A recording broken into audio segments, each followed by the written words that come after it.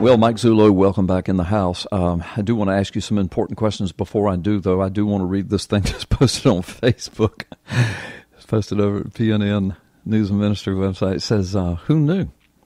Is the title, and it says, now that Mike Zullo has released the hard copy evidence regarding the information about the CIA breaching Hawaii's Department of Health servers during the Obama birth certificate years, suddenly there's a sound of crickets from some of the top naysayers over the years. And then it says, where now is the ridicule, the mockery, the marginalization from these loudmouths during the investigation? Where are the charges of, quote, you guys have nothing? Man, how many times have you been told that, Mike? How many I can't count. Oh, my gosh. You and I have been told we had nothing. I had to bite my tongue till it bled. And I'm not even the one that conducted the investigation. I feel so sorry for you, but you handled it.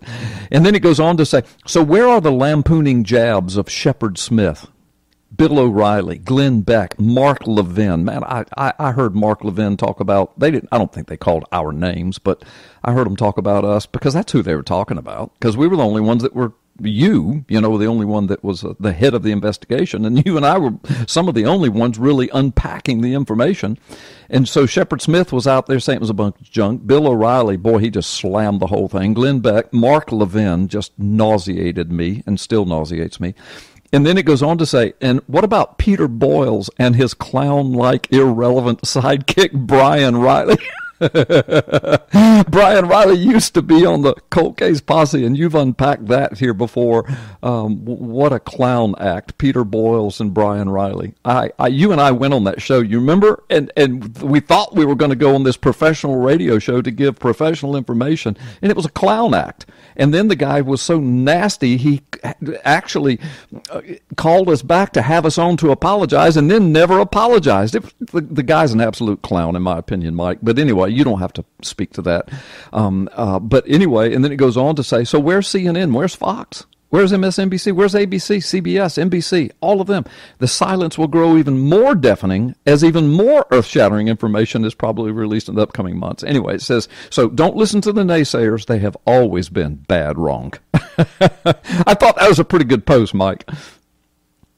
It was. It is. It kind of wraps it all up in a nice bow. Yeah, I mean, it really does. It's because, you got all these people. It's almost, and I know I'm not accusing any of these people of working for the Obama, undercover, provocateur agency, but it's almost like they were Obama bots. They were just out there trash. I mean, Bill O'Reilly, to be this smart, and he is a smart dude. I've read a lot of books he's written. I mean, the guy's brilliant. But to be as brilliant as he is, for him to sit up there on Fox News saying, well, this whole thing, there's a birth announcement in the newspaper, so that settles it for me. Really, Bill O'Reilly, an investigative reporter all of your life, the no-spin zone, a birth announcement in a newspaper that has already been debunked, that settles it for you? You're not going to look at another piece of evidence? I wonder what Bill O'Reilly thinks about CIA trails into the Department of Health Hawaii servers. I don't know. Well, I wonder how he feels now when he got set up by those same agencies that got him kicked off of Fox. Yeah. The same player. Yeah, no doubt. Yes, absolutely. No doubt. Well, anyway, let's redeem the time. I just had to get that out because I remember vividly going on the Peter Boyle show and thinking, what an idiot this dude is. And then, of course, his expert witness was Brian Riley. Oh, my gosh. Anyway, let me hush. I can do a 2-hour show on that. But listen, so talk to us about this so-called, when Arpaio testified in court and said something about some of the Montgomery information was junk information, and people have jumped on you for that. Unpack that and explain the context. Well, during the federal civil trial, and again, that wasn't a criminal trial, this was a civil trial regarding immigration, information was leaked from the sheriff's office regarding the Montgomery investigation. And through some weird reasoning, the federal judge wanted to hear all about this Montgomery investigation in open court. And as this was going on, now I wasn't there because I was a witness. I wasn't there when Arpaio was testifying. But I understand that they asked him what the status was of the information that Montgomery had provided. And Arpaio had called it junk. And that raised a lot of suspicion about Montgomery. However, let me clear some things up. When I testified, I never testified about the birth certificate investigation. Mm-hmm. As a matter of fact, I was never even asked about it on the stand. Mm-hmm. What your audience has to understand is, like I said earlier, there were two investigations now going on simultaneously in the identity theft information that Montgomery was bringing to us, the 151,000 people, at the same time conducting the birth certificate investigation. The information that Montgomery had provided, the 151,000 names and identities and personal information, all turned out to be accurate. Mm-hmm. It's real. I'm even in that database back in 2007. Mm-hmm. So that stuff became real. But there was other information that he provided that could not be 100% verified. So in line with the questioning and what the trial is about, Arpaio called it junk because it wasn't useful enough to the sheriff's office. Right. Because there were other things that Montgomery said that he was able to provide and he never did. And in Arpaio's judgment, that was junk. Right. However, when I was testifying, I testified that he had some information that proved creditable. Mm-hmm. And they never asked me about it, so I never volunteered it. Yeah. And as it goes on, there were things that Montgomery had in his possession that it was just impossible to have. And I'll elaborate a little bit on those. And again, that's what the NSA guys told you, too. Yes. Yeah. Montgomery had not only the 151,000 names, but he had banking information from persons across Arizona and across the nation. Now, the sheriff's office dispatched, I believe, 10 detectives to interview 40 people. And they came back with all verifying their personal information. However, the bank accounts associated with those, they could not identify. So that proved semi-fruitful for investigators. The banking information, the header information, their Social Security numbers, that was all verified. However, the bank accounts could not be. That's what stuck in Arpaio's mind. Mm-hmm. Well, I was out of the MCSO identity theft investigation for about 6 months, and it wasn't until I returned that I was looking at the information that was cultivated by those detectives. And as I was looking at that information, I began to notice something extremely suspicious. All the bank account information had big dollars in it, $250,000, $500,000. It showed real estate investments.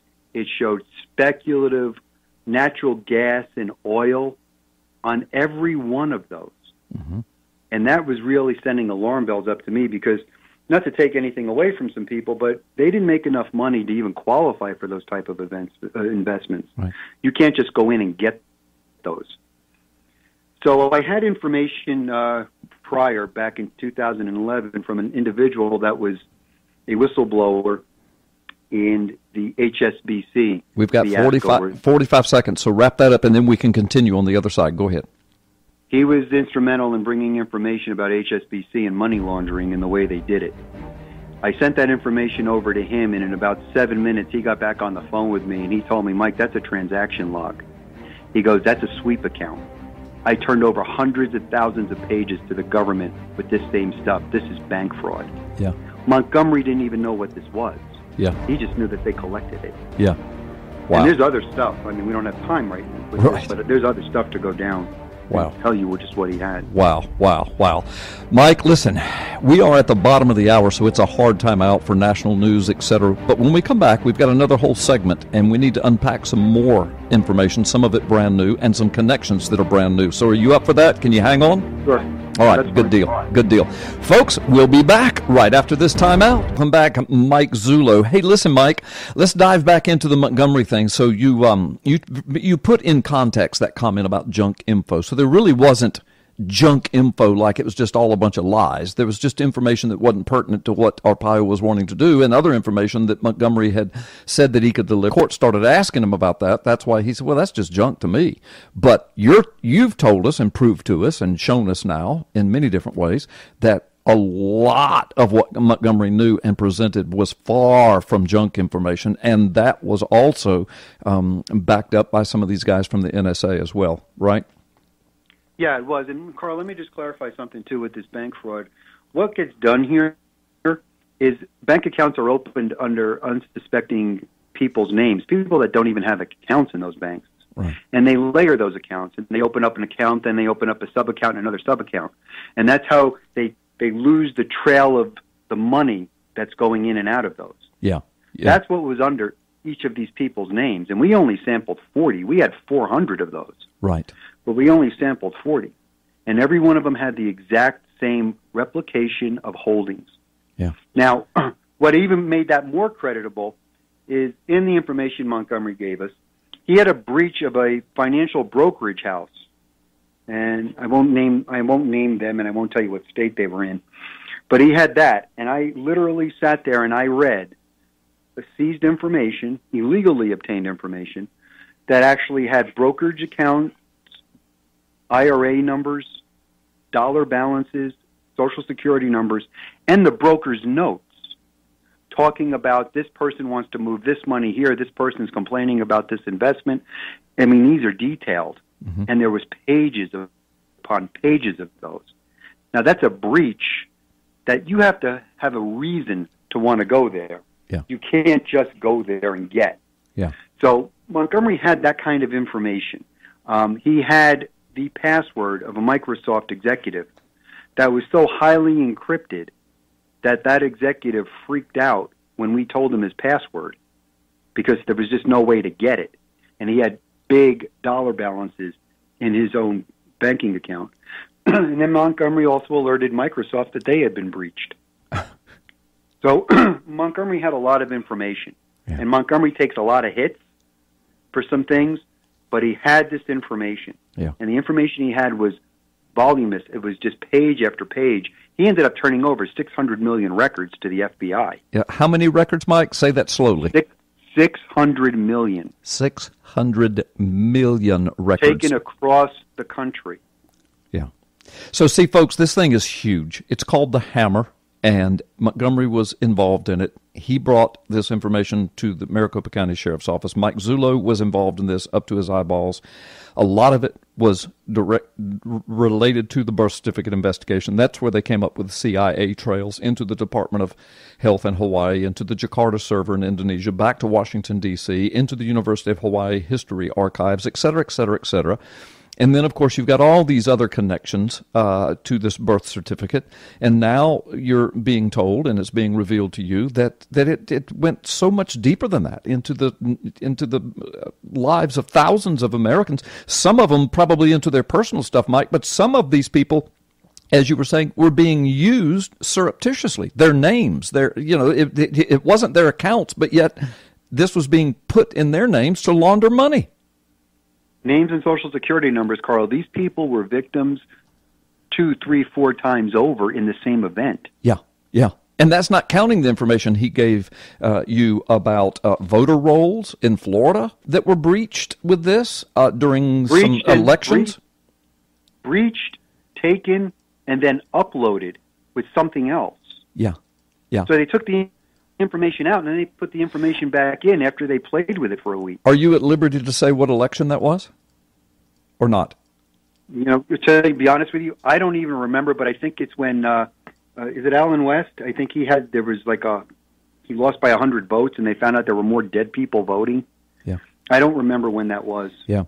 Well, I'll talk to you offline about some things we talked about. But anyway, but the point is that he made that pretty clear to you and showed you the evidence of that too, of breaches into the Florida voting rolls. Hey, listen, let's do this, Mike. You asked me to play this clip, and I want to, and I want you to set it up. I'm going to ask Mallory. Mallory, it's number 253.B6, I think.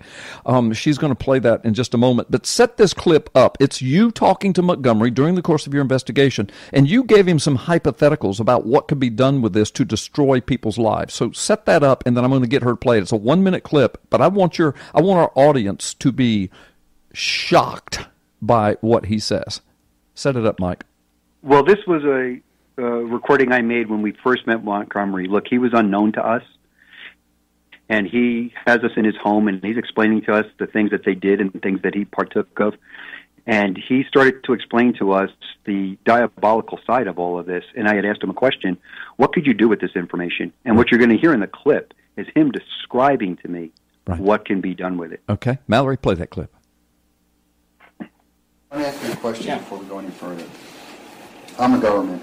You know what? Through harvesting to protect the country, yada, yada, yada, we inadvertently collected blah, blah, blah, blah, blah. It's innocuous information. Nothing can really be done with it. Social security number, credit card numbers? Credit card numbers? What else could be done with this information? What could you do if you wanted to destroy the life of somebody with this information? I'd go into their email accounts and I'd start uploading emails. I'd send pedophile picture links into their email accounts of pedophile kids. I'd say this guy's a pedophile. I would create a linked list. I'd upload into his email account all that. Then I'd download his email and say, look at all the websites this guy's been to. He's been to pedophile accounts. How could you financially destroy somebody with this? Oh, it's easy. I just go in his bank account, I go to the IRS. I take the information out. Let's say because I went into J. Edwards, Morgan Stanley. I go into his account, take all the information, send it over to the IRS, let him have it. Oh, really? He only claimed $87,000 this year. Well, here's all of his bank account records. Oh, by the way, they're offshore. I don't know if you knew that. There's an endless way I can do it. There's so much data here. There's no way to protect yourself. All right. Now, folks, endless data, no way to protect yourself. I can destroy anyone's life I want. I can turn them into a pedophile in a way that they cannot dispute it. They cannot debate it. They don't want to deal with it publicly because I can make it look like they've done it when they've never, ever even thought about it. I can make them look like a pedophile. I can destroy them financially with this equipment we have.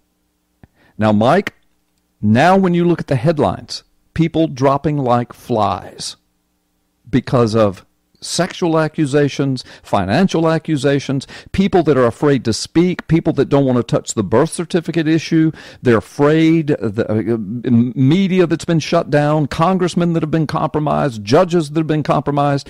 You don't think the hammer has been involved in any of that? I think the hammer is involved in everything.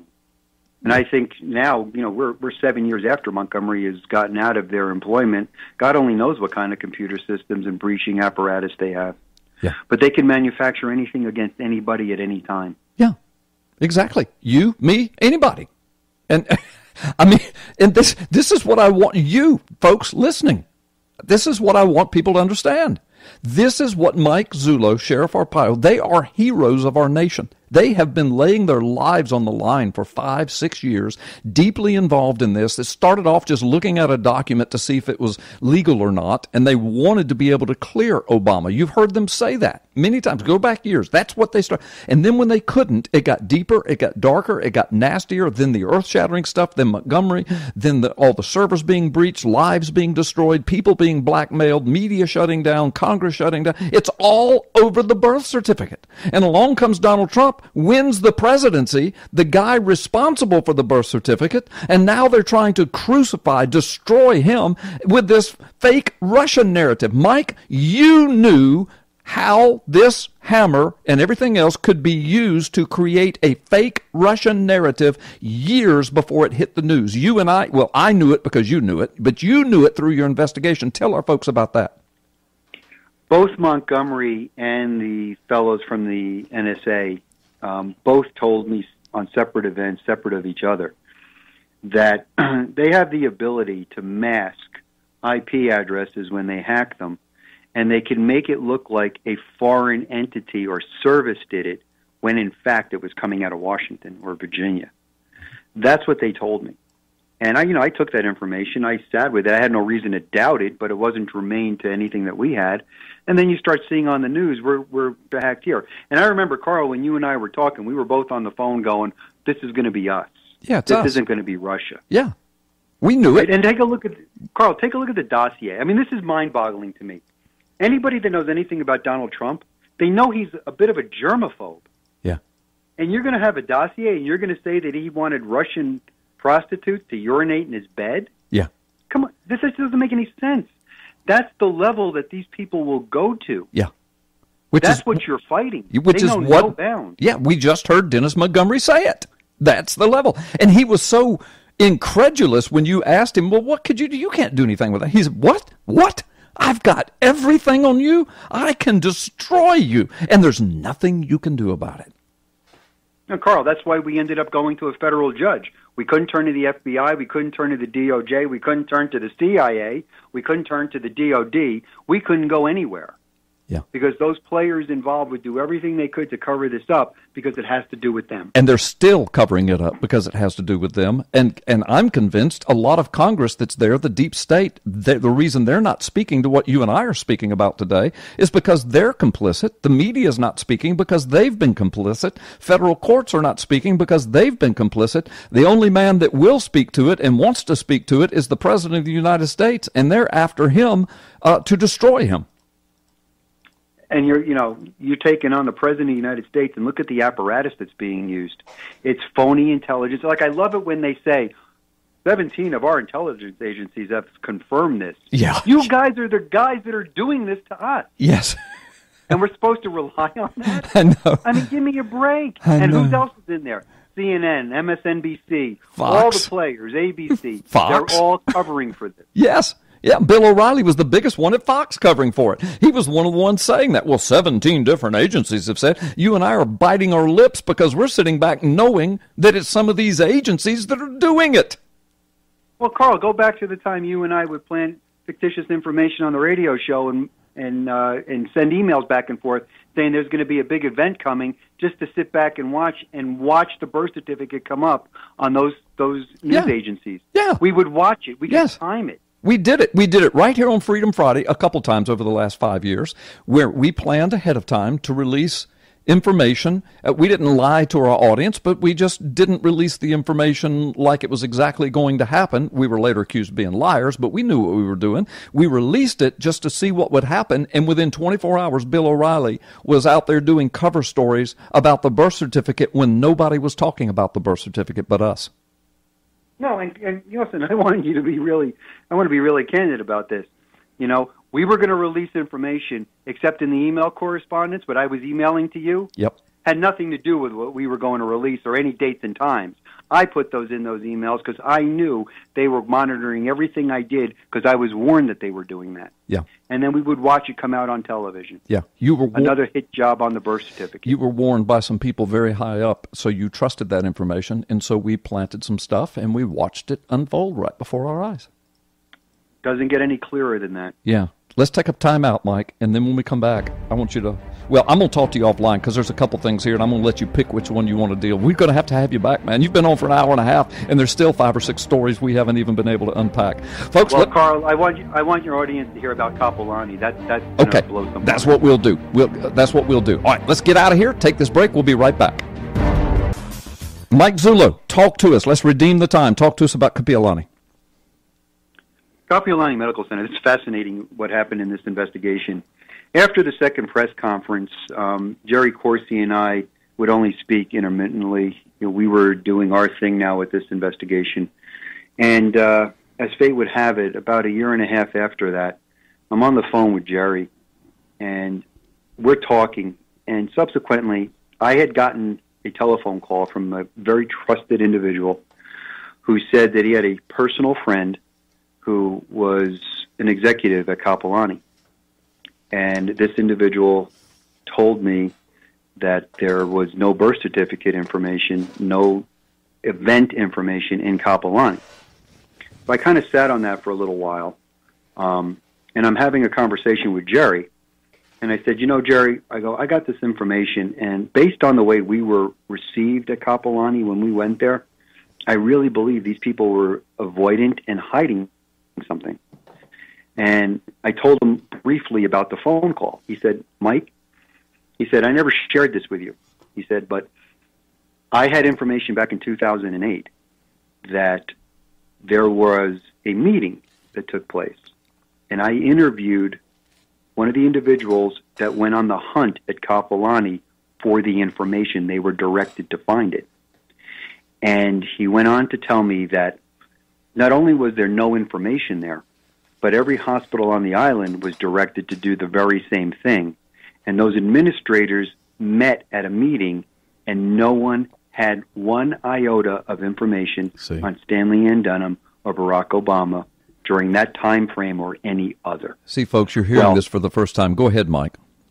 I said to Jerry, I go, well, I just didn't tell you. You know, this is the cat and mouse game you play. Yeah. I didn't tell you everything you just told the other individual. So I said, Jerry, how do I prove you had this? He goes, Mike, I took copious notes. Within a minute and a half in my email box were his notes from 2008, outlining exactly what he told me. I got on the phone with my source and verified my source doesn't even know who his source was, yet he confirmed the very same information.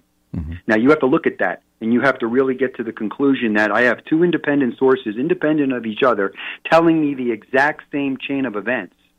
Then I take that and I look at the production of this document and Abercrombie and all his nonsense and who's saying it's there and who's saying it's not there. The fact that no one has ever seen it, the fact that no one has ever held it up, the fact that no one has ever taken a real photograph of it, the fact that no one has ever brought it in for any kind of an examination. I'm telling you, I firmly believe Kapiolani Medical Center is guilty of in a conspiracy to cover the truth up about this complete fiasco. They never had any birth information on him. So much so that they pulled that fundraising letter down that I think I talked on your show last week. All of a sudden, this fundraising letter leaves after this challenge that it's not authentic. Now, why would you take that off? Because what you were worried about is a federal investigation was being threatened on fundraising fraud. And they were worried that in that type of investigation, if the feds walked in the door, the first place they're going to want to go to is, let's see the information that proves that he was born here. Yeah, and remind the people where that letter came from the White House, claiming that Kapiolani was the place of birth for Obama. So they were going to take it and raise funds from it. Well, but, you know, Carl, there's another issue with that. The phony letter that was used in their advertisements was released before anyone ever saw the real one. Kapiolani fought not to release it. How do we know that's not a backdated letter that was released? Yeah. How do we know we don't know that they ever got a letter at any certain time. Right. We just know what Abercrombie is telling us. Right. The same guy who wants us to believe there's a long form when the chain of events and the timeline all say there is no long form. Right. When I've got individuals at Kapiolani saying it never happened in this hospital. Look, regardless, if I'm 100% wrong on the birth certificate, if there's no birth records at Kapiolani, it's a fraud because Kapiolani can't be on the certificate. Right. Yeah, and they're on there, and they're not disputing it. Although, think of this, and we've said this before, it's only circumstantial, but you won't find a plaque on the wall in Kapiolani. You won't find a statue anywhere. You won't find anybody to say this is the official birthplace of Barack Obama. They will not claim it, even though their name is on his so-called birth certificate. Carl, the apartment house that he grew up in has a shrine to him in the lobby, and the hospital doesn't. Mm-hmm. You know, what does that tell you? Yeah, it tells me a lot. It tells me a lot. Listen, you got about 30 seconds. Anything you want to wrap up with? And we're going to have you back. There's still so many stories we didn't even get to unpack. No, we're going to have to do the Mike Evans thing the next time, Carl. Yeah, that's huge. That's not good. Yeah, that's another one. Well, listen, you've revealed a lot of new stuff and or old stuff that you've made new connections with, and you've answered questions from the naysayers. And, you know, and when I say naysayers, I mean people had legitimate questions, and you did that. So I really appreciate that. Mike, thanks for being on today. Thanks for taking an hour and a half of your time to do this. Thanks, Carl. You have a great weekend. You as well. You as well. God bless you, Mike. We're going to have you back soon because there's more to talk about, and plus there'll probably be more revelations coming up soon. Well, folks, of course, if anything breaks in this, like if there is an investigation started, congressional investigation, whatever, we'll be keeping you. I mean, this is where you're going to hear it, Freedom Friday. Tell me, where else are you going to hear it? Okay? You know, InfoWars, you know, WND has done some stuff on it, but Freedom Friday, PNN News and Ministry Network, we're always talking about this. So if you want to stay on top of it, you got to stay tuned to us. We'll see you next Friday. Thank you for tuning in today. Go to carlgallups.com tomorrow, click on anything that says Freedom Friday, and you can get this show. The Satanists wanted to install their own tribute, a pagan idol, on the Capitol grounds, right next to the Ten Commandments. Billions around the planet are witnessing a world in the grasp of sadistic spiritual darkness. This unholy alliance has infected our governments, our religious institutions, and our societies. The world appears to be unraveling. But can the evil behind these dark supernatural forces be defeated? Is everything playing out just as the Bible predicted it will in the final days? At last, you can know the answers to mankind's most urgent questions and learn your destiny among today's events in the new, unprecedented work taking the prophecy world by storm. Gods and Thrones, Nakash, Forgotten Prophecy, and the Return of the Elohim by best-selling author, former decorated law enforcement officer, and senior pastor Carl Gallups. This changes everything.